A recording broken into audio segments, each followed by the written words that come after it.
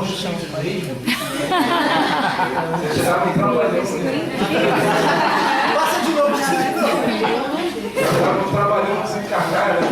Vocês querem O pessoal no ano que vem não escolhe arte audiovisual. Você começou falando dos muitos que trabalharam, hoje nós não estamos mais aqui. não chama mais de Apresentação em memória. Eles fizeram esse sacrifício pelo bem da arte.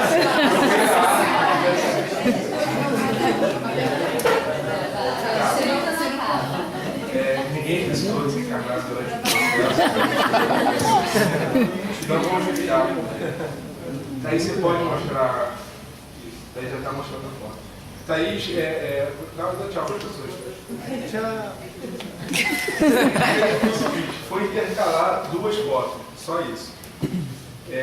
Numa foto, a menina sai e nas duas fotos o rapaz está parado, né, o Wagner.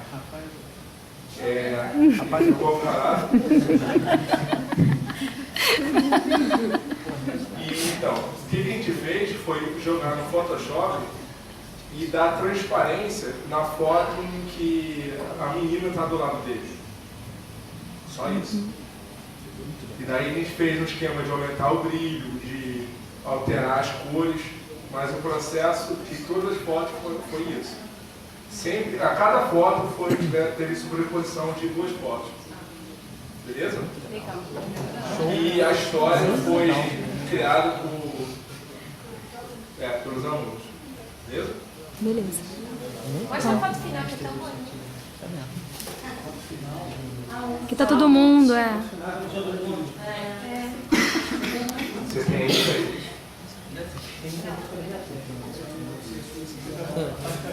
Tentando achar.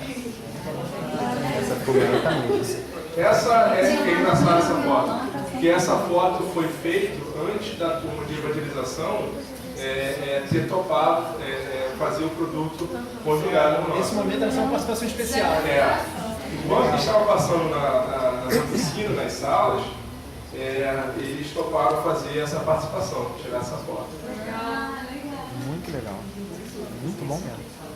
Beleza? Muito cada ano a gente